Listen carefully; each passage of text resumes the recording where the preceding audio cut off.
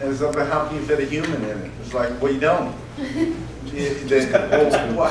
How do they eat? Well, they go back to the hive and they suck sap from, you know, their larvae or whatever. You know, it's like, can you? I mean, it's just the stuff you have to deal with. So anyway, we maybe the plan has changed. Has it been? Well, keep going. We're almost done. Are you going to be able to show your stuff? Yeah, but we're going to do yours first here. Oh. Okay. So what I brought was this bug test that we did. We went out to, you know, Red Rock Canyon where they shot all the, you know, Hopalong Cassidy's and a million other commercials, and used that as our backdrop. And we got Mitch Gaylord, the Olympic something or other, you know, swim, got gold medal winner. He was our actor, and Paul and I developed this scenario for this really quick test that showed what the basic feeling of the you know, action-oriented parts of the movie were going to be like. And then what I got is a bunch of other stuff that shows how we started to frame what these bugs could do, because nobody knew, you know, what would happen. And as the script was being developed, you know, the way Ed Newmeyer, the writer, would articulate a battle would be very, you know, barely a paragraph with the story points that needed to be covered and what the characters were doing. But then the rest was developed out of storyboards and the choreography that we thought that we could imply. So we started off by just doing like a bunch of rehearsals, which was basically, you know, kind of a cross between a casting call and choreographed possibilities to open things up so we could start talking about how we really wanted to, you know, make this movie play and what the different kinds of things that we could do that would help Paul, you know, stage, and then he and I, you know, choreograph these battle scenes. So that's what's first up here after the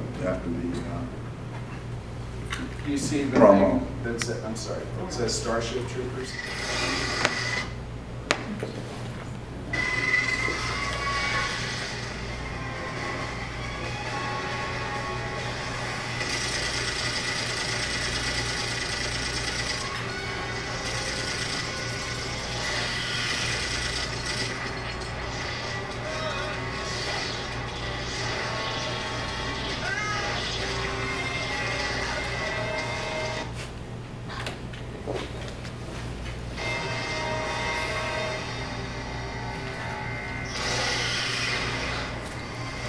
Get a bit more volume on.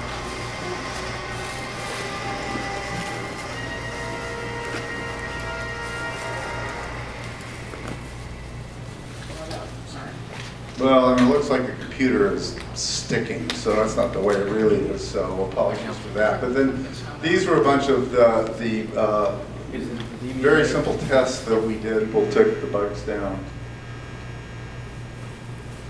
And this laid the ground for a bunch of possibilities that then got translated into more contiguous, you know, continuity. People with their scissor-like pinchers, or impale them with their attack claws. You know, different ideas for, you know, running the same action, you know, far away, close up, you know, so we had to prove it to them. Come on, just a flesh wound. But this then gave Paul the confidence that we would be able to do the stuff. And then this animation sucks, but we went out, we got one of our PAs to dress up like a soldier, and went out into a local area, and we're dealing with a litany of technical issues in this, like how to track the thing. And this is still computer graphics kind of at its infancy. We had done Jurassic before in association with ILM, but now my studio had to do this on its own, so we were just working out a bunch of the kinks. And this is the Warrior design. It began as a, on paper with a bunch of different variations that Craig Hayes designed.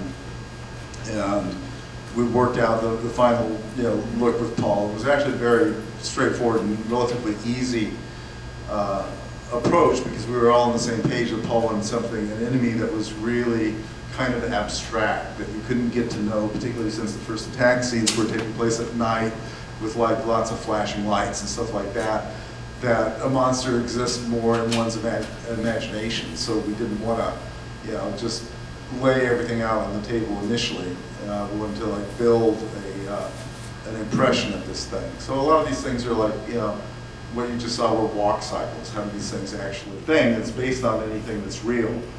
It's kind of culled from what bugs could be. We looked at just a lot of reference books and videos and documentaries of creatures, bugs, and then applied them to this weird animal that we got. And so part of the design idea in this was that all of the bugs are genetically engineered from the same kind of thing. So you see a lot of physical similarities here with these flying insects that are similar to the Florida pains, blah blah blah blah blah.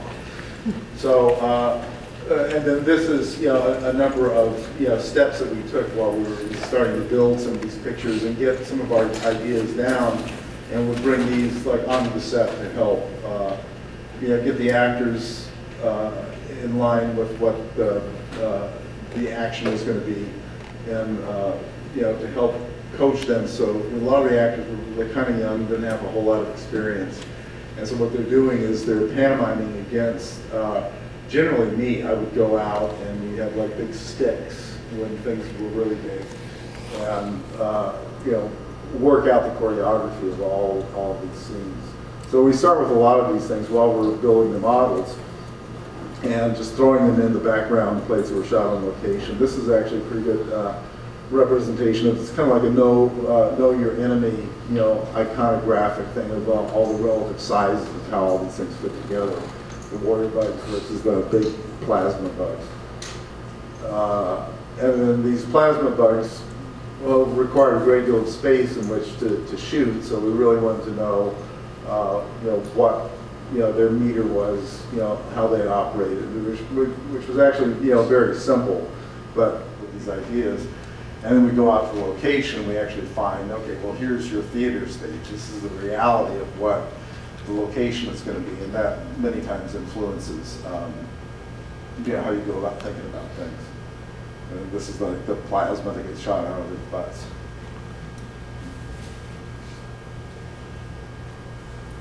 John Richardson, the special effects guy on the movie, was charged with blowing up this valley.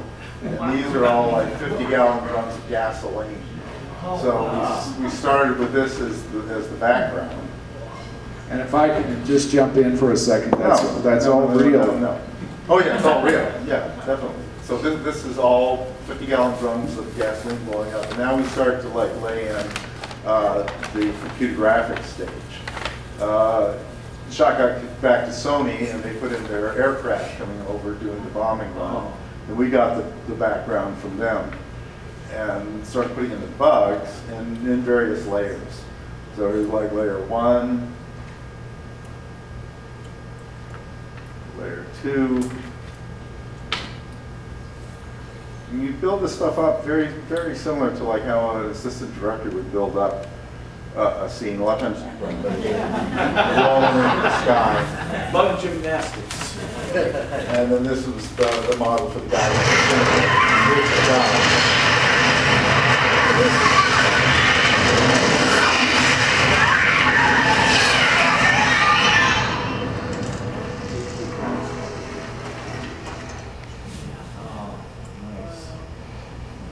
And then, here, another layout for this scene. It's got a bit of rack focus in it, but there's the Johnny Rico element, the bug element, the debris element, the smoke element. Roto for the foreground guys to put them on top of the bug.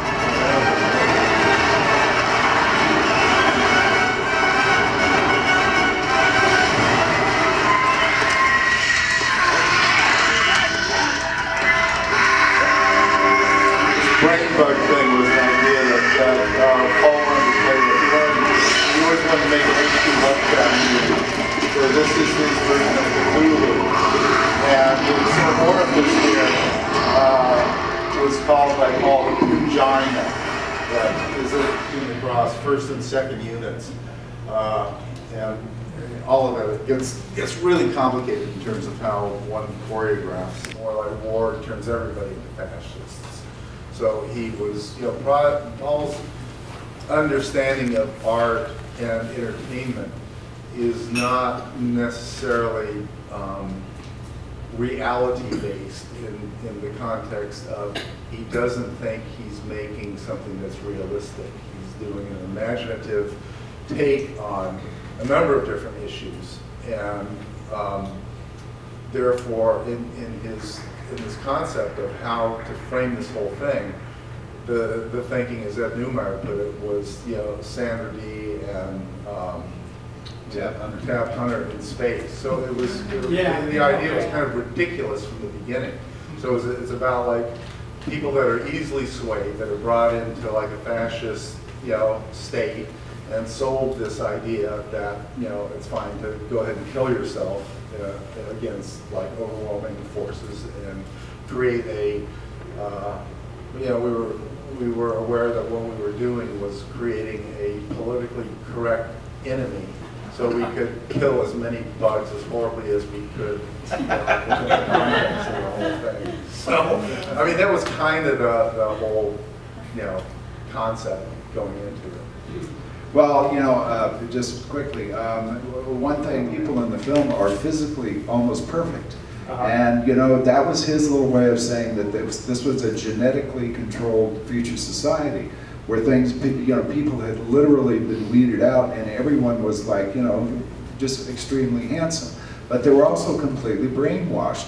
And this is something I could ask you. There was a thing floating around that at the very beginning when the asteroid is blown up during the FedNet, did that really happen or was that a propaganda thing? Paul one day told me, he said, that may not have ever happened. That may be a propaganda piece. Did you ever hear anything like that? It could be. Could be, okay. And then very briefly, Robert Heinlein organized nuclear disarmament movements. And Heinlein, being an old ex-Navy guy, military guy, thought that this was like a bad idea. So that whole book was written in response to the fact that people were trying to stop nukes. And he was trying to say this was what will happen if you don't have a society that can protect itself. Of course, public whippings and that kind of thing might be a little too extreme, but I mean, the book itself is hard to get through. It has a great opening, the middle of it turns into a tract, and then all of a sudden it picks up again at the end. But it's really interesting how Paul subverted the book and actually came up with something which I think is one of his best films. Not only that, but from the moment Johnny Rico goes into training camp, that thing accelerates to a point of almost warp speed. I have never seen, it's one of the finest action films I think I've ever seen, just on that level. I just recently, we saw it with Phil at a 15th anniversary reunion in a big screen. And really, from the moment that he gets whipped, it just never stops, and it just keeps going, and going, and going, and going, and going. And just amazed that it didn't do as well as everyone What thought. happened was it tanked when it came out. And the studio thought was, great, you idiots, you made an R-rated kids film.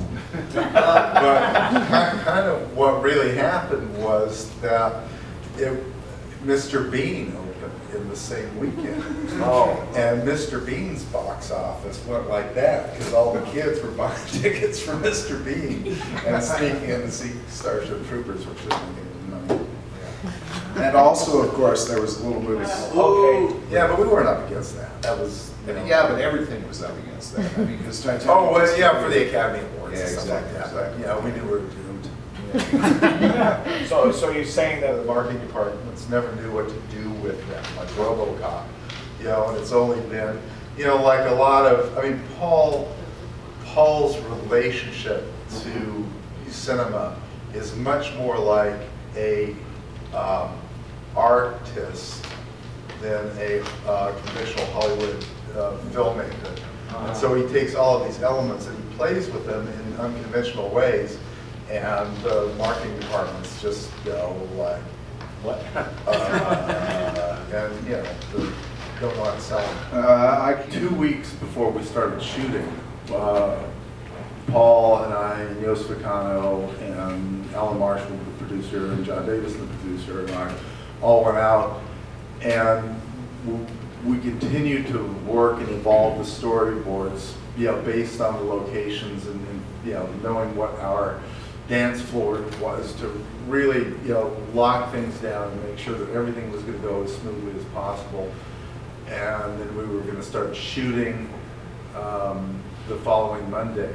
And that Friday, Sony had not released any of the grip trucks in Hollywood to go to Hell's Half, Hell's Half, wherever it was, and which was like a 2-day trip, and the movie, they were thinking about pulling the plug, at that point. We were just sitting out there like idiots going like, what are we gonna do? Yeah, John Davison, the producer, told me later, he said even when the trucks were on their way up to Casper, he wasn't sure that they still had a movie. So can you imagine? Hey, any other questions? There were some hands up there. Yeah, here in the front. The bug motion looks so visceral, and I noticed in the clip, and I read about where there was an actual model that was controlling the digital model. Was that used throughout, or was that sort of... The question was, there was a little clip in here of somebody manipulating an encoded bug puppet, and what the problem was at that time was there were not enough skilled computer graphics animators that could pull this stuff off. Most of the computer graphic animators were trained in Canada, and they were trained in the so-called classic, Disney style, which is more of a like 2D approach, where there's all of these, homilies about stretch and squash, but it's more cartoon thinking than what we got to do when we are shooting backgrounds. So we have to put these things into. That's we're kind of locked into Earth-specific gravity, and shooting 24 frames a second.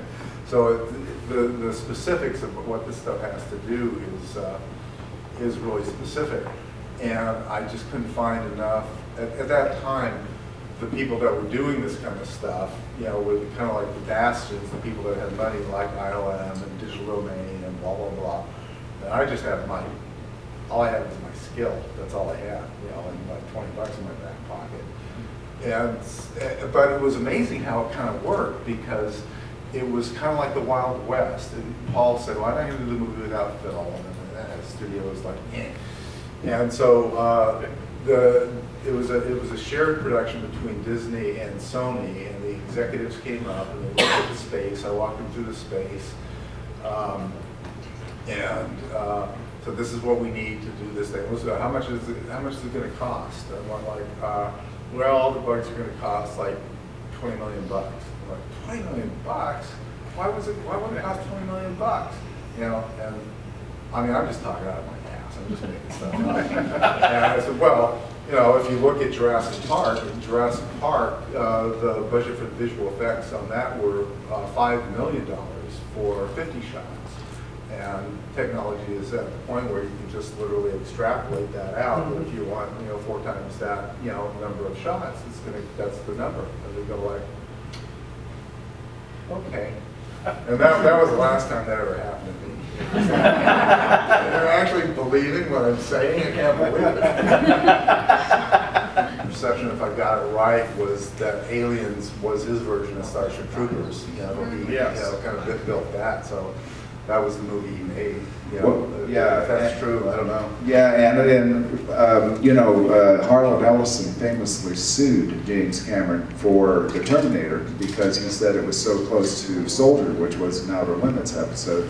And not only did he win the suit, Harlan, but all subsequent prints, both on DVD and in VHS and in theatrical, have Harlan's name in the end rollers, which they did not have before. And when I happened to be around, I did a book that was supposedly going to be called The Complete Aliens, and then because of some licensing problems, it fell apart. But it was all 4 of the Alien films, and I was writing it right after Futurama, making the Blade Runner. So I was around a lot, and I got to spend New Year's Day in 1998 with Jim Cameron at his office, literally all day long, just the 2 of us. And he showed me the drawings of the worker, I mean the loader, the power loader. He showed me the Queen drawings. He was very nice. He actually went the whole route. And I finally asked the question. I said, I know you're a science fiction fan, and I said, how much of Starship Troopers is in this movie? And he looked at me and he says, it is Starship Troopers. He says, why do you think they say, is this another bug hunt? Remember that? Okay. And of course now, it was only the two of us, and that was not for publication. And of course, all you guys out there that are recording this and putting it on Twitter, I never said this. It's a bug who said it. Another thing that came up, They said Paul Verhoeven's out there glorifying violence, and it's another one of these like splatter fests, and these stupid kids, you know, the whole thing is just about them going out and being soldiers and, you know, shooting for their greater glory. I always thought it was about Iraq. I always thought it was about, you know, what was really going on in the society. I thought it was like Paul's like very explicit condemnation of the fascination of violence and the brainwashing of culture. Because, you know, that's what that FedNet stuff is. I mean, that's like nonstop propaganda. Every one of those, you know, like Clandatha, Bug Planet, you know, home of the most evil. you know, it was prescient in that regard, and that Paul knew it was going to happen. Layers in any one scene in Starship Troopers.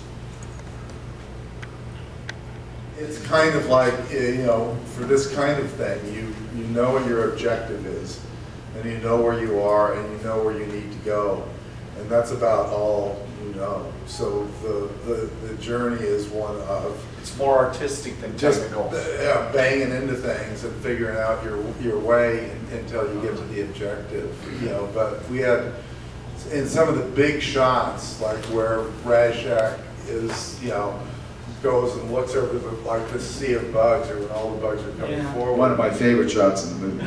There's, you know, there was no way of really calculating the complexity of those performances, because we had so many layers. And what we would do is I'd bring, like, you know, eight people in the dailies, and we would run the shot looped over and over and over. And I'd have one person take one quarter of the screen, another person take the next quarter of the screen, another person take the next quarter of the screen, another for a couple people take the next quarter of the screen, and have them just focus on those areas, and, you know, find out where all the mistakes was, because it's basically like a can of worms. If you look at it all at once, you can't. And choreographing big crowd scenes like that, even with people, is like a really big trick for an AD, because it's really easy to have the stuff literally turn into a can of worms. And so with these things that are basically a can of worms, how do you turn the can of worms not into a can of worms, but into like this visceral image that, you know, it's a, you know, seething mass of bugs. And, you know, so all that stuff is just, you know, a lot of eyes on the things, just going over and coming over the details. I have a question about it. And okay, back to Starship Troopers. You got another one sheet that most people haven't seen. That's a good one. Yeah, that's good. And of course, the incredible tank about. Oh, what was the idea of the orange crap inside when it blew up? I mean, it looked like a 50-50 bar or something like that. Those it's guts. Well, no, I know what it's got, but A lot of the Verhoeven things with us, you know, said, okay, Phil, it's your turn to direct. You have to direct this. And it's like, you know, I know too much to want to do that. I said, no, you have to do it. I'm like, fine, okay. And so that set off a course where it was like, how much money do we have to do this? You know, well, Troopers cost 135. You've got $5 million. It's like, okay, what does the studio want? Well, the studio wants a spectacular war movie. It was like, well, I'm not going to do that. You know, what will you do? I'll make, you know, 10 Little Indians in a haunted house movie. And, you know, they let me do it, but they were not happy about it at all. And so, I mean, you do what you can do to, you know, you got the money, you got to get it done on time, so you try and have fun, you know, with your things. So my objective was to go like really retro and try and do like my version of the John Ford movie. And, you know, so I got some friends of mine that do reconstructions of scores of like Steiner and Korngold scores when we went over to Russia. And, Stromberg and John Morgan, and got the Moscow Philharmonic to do a like 90-piece, you know, kind of traditional like Steiner score. So it's kind of like an old-fashioned, you know, beat movie. By the way, I highly recommend that soundtrack. Has anybody got it? It's actually really worth it. I mean, I've got it. It's one of the best elements of the movie. Also, it's interesting to watch the cast because the guy up here in the upper right, Billy Brown, he's just on Dexter. You know, he shaved his head, but he ended up getting killed right off this season. Okay, next one. Again, I was the stills guy on this. You know, creative potential from like narrative, you know, through performance and choreography and sound and, you know, space and two-dimensional, you know, flatness. So it's like, you know, it's a huge sandbox that, you know, allows you to do a whole bunch of stuff. And like, so over the years, you know, with my day job, I had some like really good mentors and learned a lot of the tricks of conventional narrative commercial cinema. And, you know, after a while, just like anything, things kind of get old. And so I never had enough money for art before film school as a kid. So I went through the UC system in the art school. And was much more influenced by, you know, in terms of philosophically, how I look at the world through a kind of a fine art perspective rather than a conventional narrative commercial cinema. Although, I mean, I love all these movies and grew up with them. I always thought the potential for doing something, you know, different existed, but it was going to have to be done on an independent level, and so I decided to do it. So like 20 years ago, more like 30 years ago, on 35mm film, I started shooting this idea for this project that I had called Mad God, which is kind of, I always imagined it as a short film, and it is going to be a short film that's done in chapters. But I shot 8 or 10 shots, and then the digital revolution hit, and I went like, oh crap, you know, it's all over now. And I got like really depressed, and I, you know, put the thing, you know, in the archives. And then about 3 years later, I was in my studio, I was archiving this thing again and pulling it back and seeing, you know, what I had just to make sure it was put away properly. And some of my guys saw it and went, what the hell is that? It was like, well, it's this failed project that I did. And they got like really enthusiastic about it because they're like the, you know, 30-somethings that were inspired by like the Star Wars things and the RoboCops and all that kind of stuff. But when they hit the racket, everything was digital, and so they missed the thing that actually inspired it. And so, to make a long story short, this is how this thing kind of transpired, is that, you know, I got a bunch of disciples that, you know, joined the Church of Mad God. So I get like all of these people that have joined my cult to make this very retro, very loose. It doesn't have much of a plot at all. It's very inspired by much more like dream-like narratives than, and it's not like a David Lynch type of a thing, but that's the closest analogy that yeah, I could draw that would make sense. Anyway, so I just brought some stuff along to show you like some work in progress that I thought you might be interested in, because it's all done like very old school with models and miniatures and stop motion animation, and there's like some behind the scenes of sets being built and creatures being built and how shots are executed.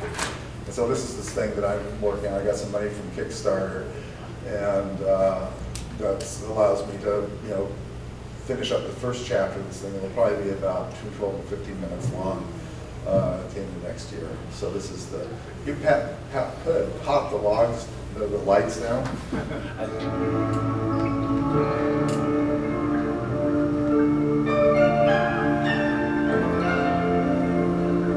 So these, you can see kind of some of the camera setups, some of the finished shots.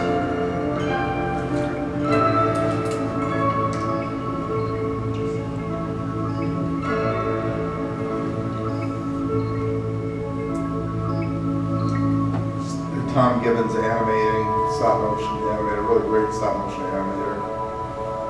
These guys setting up one of these diving bell shots where you move into one of the characters' faces.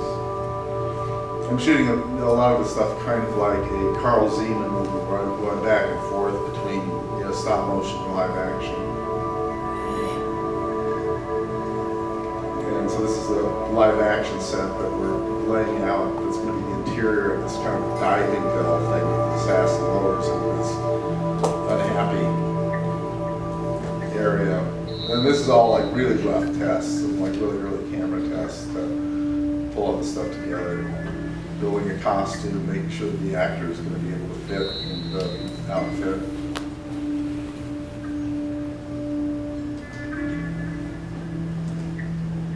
Different denizens are being skulled in this big worm that shows up in a big scene that gets chopped into pieces. This is things going to be the size of a rail.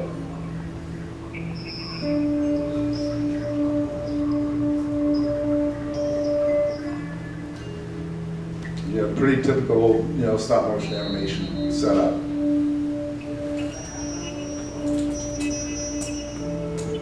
This is one of the, main denizens. This is Bug that we built. So this is just kind of how the thing got built with his articulated skeleton and then building it out with various materials. It's really big. It's like 3 feet long. Paint it up. Chuck Duke, who's a really great stop motion animator. So this is like behind the scenes stuff with Chuck and Tom Gibbons animating this, one of the final scenes.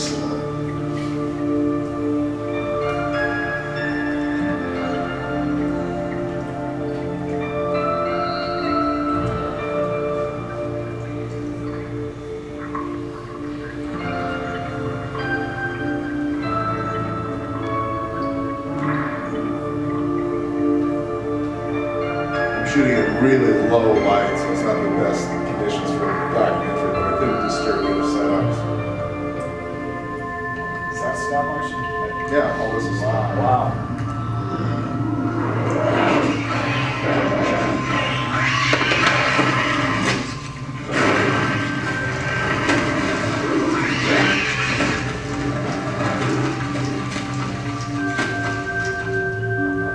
So this is that very last shot. No, this is a shot of the thing advancing in time lapse. You gotta see how the animators are getting on. Oh, I like that. Too much coffee. So anyway, that's the little snippet of that thing that hopefully I'll have done in about a year. Hey, well, I think you just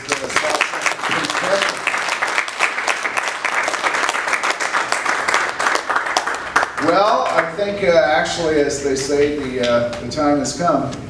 We do have like maybe 5 minutes if somebody wants to ask another question or two. Yes? Any other Highline movies going to be made? Fantasy Park movies? You hear about stuff in the pipeline all the time, but as Phil will tell you, it ain't real until it's real. Yeah. Yeah. Did you have any connection with Starship Troopers 3? Actually, Ed Neumeyer shot that in South Africa, and there was some talk about me maybe doing something, but it was just too complicated.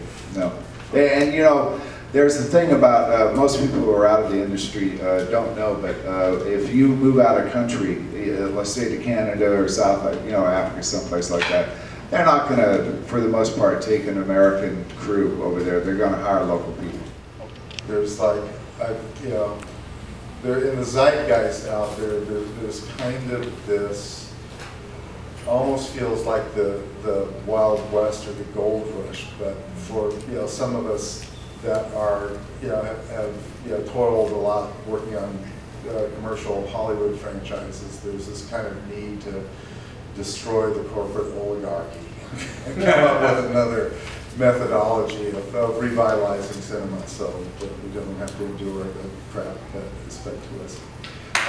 There is a high production values, and I would really recommend that. And the whole reason I'm saying it is Kickstarter project, completely done through Kickstarter. So And by the way, I worked in the studio system for almost 20 years, and when you hear about the corporate oligarchy, that's why I quit. I went in naively thinking that everyone that was involved in studios loved making movies, and I was quickly disabused of that to the point where I'd simply say this: if you have a love of making movies, never get hired by a studio. Anybody else? Yeah. Just a real quick question about the RoboCop. I don't know if Phil has anything to do with the reboot or reimagining. If not, do you have any thoughts on it? Well, yeah. So anybody that's going to make a PG-13 reboot of RoboCop, you know where that's going. Right? So I did this ritual and I cursed their movie. And I hope that they would die a horrible death and that everybody associated with it would be absolutely miserable. And I think the sacrifices that I have made, it sounds like they're actually kind of working. John Davison, the producer of RoboCop, who's a great friend to both of us, I just saw up in Colorado last week, and we were discussing the Robo reboot, and he hadn't seen a lot of the black leather. Have you guys seen what the new Robo looks like? No. Yeah, okay, it's all in black. It's like a creature in the Black Lagoon suit. It's got like a breastplate that's like, a six-pack ab. For some reason, I don't know if this was because it was an actual hero shot or if they were just like rehearsing, but he has a human hand that he uses for his gun hand. And he's got a motorcycle that looks like something out of some cheesy, like Roger Corman movie from like 1975. Yeah, it looks like they built him to be some kind of phony digital character too. It looks like a phony, and the Ed 209 that they've got looks like something out of a fucking Michael Bay movie. It just looks so contemporarily stupid. One of my guys did like a paste up of the RoboCop outfit from this thing that was taken from the set, and did it against like Batman and Judge Dredd and something else, and it's like it's the same. Everybody's doing the same design. Everybody's making the same movie. Oh, by the way, if you haven't seen it, Dredd 3D is actually good. Anybody see it? Nobody went and saw it, right? Because yeah, I liked it. I thought it was like one of the under the radar, really good action movies. I mean, the Stallone thing is like, eh. But this one is, it's the comic, and he never takes his helmet off. Okay. And it's Carl Urban, and it is really, really a cool movie. That one I would recommend. Very quickly, Another Earth, a little independent art film, if you haven't seen that, and also Kill List. Kill List is one of the best horror films I've seen in the last year. And it starts about a hitman who's got money problems because he can't get any more contracts, and his wife and his kid are on him for his various schools around. And it's a great place for young filmmakers to cut their teeth, because you can actually control everything on a schedule that will wait for you to get your stuff done. And apparently, I did not know this, but if you guys haven't seen While We're Stumping other movies, Beasts of the Southern Wild. Oh yeah, that's a great one. That I've seen this year. Absolutely amazing. Apparently the director. I'm a big fan. So That would be nice. it's all over. The main hall is across the way. Stairways over to the left. Actually, presented. Upstairs. And then in the main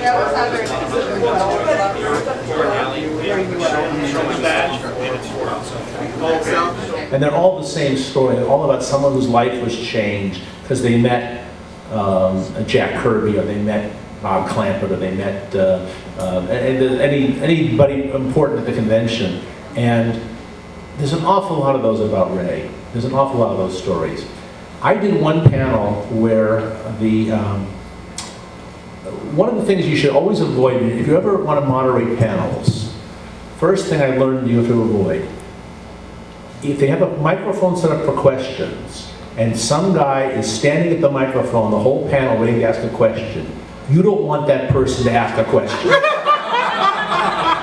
And this guy, we had this thing, and I made the mistake, and then I called on, I said, let's take some questions from the floor. I looked at the guy and I went, oh, I shouldn't have done that. This is going to be trouble. And the guy says, Mr. Bradbury, I just want to tell you how much your work has influenced me. And he talks about himself for about 3 minutes, about his career as a writer, and he's going on about, Mr. Bradbury, because of you, I mean, okay, now that's a wonderful sentiment, but he wasn't talking about that for the sake of gratitude. He was talking about that to tell the thousands of people there who he was. And then he says, finally says, I want to read a passage from my latest story to show you how you've influenced me. And I cut it at that point and said, we don't have time for that. Do you have a question? Do you have a question like a sentence that ends with an interrogatory punctuation mark? And he says, and finally he says, Mr. I don't know if I can I'd like to come down there and just shake your hand on behalf of everybody here and tell you how much your work's meant to me. And I look down and there's a lady, obviously like his girlfriend or his wife, crouched with a little camera. They want this picture. And I said, let's do that later. Next, and the guy behind him the microphone was hip enough to just elbow the...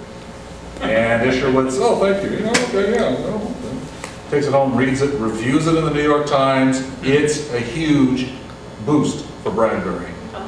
And the Isherwood bump in the New York Times in 1950 is big. That propels the book to the notice of a lot of readers. It becomes something of a bestseller, certainly in paperback. And then John Huston picks up on it. So God only knows what being an asshole will get you in this world. I think somebody had a question. It was relating to... It's a real question, right? Yes. Okay. Just checking. There'll be a question mark, and then I'm actually George's son. But I wanted to, if any of you can clarify this for me, because my understanding was that this Fictioneer Club that my father had mentioned started at the cafeteria, just like they said, but that before they went to the cafeteria, either in an ad or maybe in a library mock-up, there was something written, and it was by Forey Ackerman. And he met Forey Ackerman, who invited him to this club. And to my understanding, he has always claimed that Forey Ackerman is the one who helped start his career. Oh yeah. Yeah, we had that actually, that panel I just described, Forey was on it with him, and so was Julia Schwartz. And the weird part of it was that this was the panel. Forey was in a wheelchair, Ray was in a wheelchair, Julie was in a wheelchair. The convention at that time had 6 speaker rooms, 5 of them had wheelchair lifts. Guess which one we had? And so I didn't, Forey and Ray were able to get on stage. Ray couldn't, and people said, we'll carry him up. A bunch of people ran up and volunteered to carry him up there, and I go, no, I don't want to be the moderator of the panel where somebody dropped Ray Bradbury. So we put him down on the floor, and I interviewed him from down there, and Forey. So the panel was kind of like this. It really went like this. I would say, Forey, what was Ray Bradbury's contribution to science fiction? He'd say, very big. Okay, Julie, now you were aged in Ray's first stories. What was the impact of Ray Bradbury on the science fiction community when his works started being published? And Julie would say, you have to get back to me on that, Mark. So I'd go to Ray and I'd say, so Ray, come, and he would tell me while we were watching this wonderful, fabulous story. And then it would be, okay, now Forey, what do you, let's go back to Forey. And I get 3-word answers from Forey and 3-word answers from Julie, and then Ray would talk for another 8 minutes. And it was, yeah. Relating to that, Forey Ackerman told me one time, we were one of our tips of the act, I think it was the King Kong when Ray and Ray Harryhausen came. Yes. And at one point, Forey Ackerman, I think he put his hand on Ray's shoulder, he said, thank goodness we didn't drown.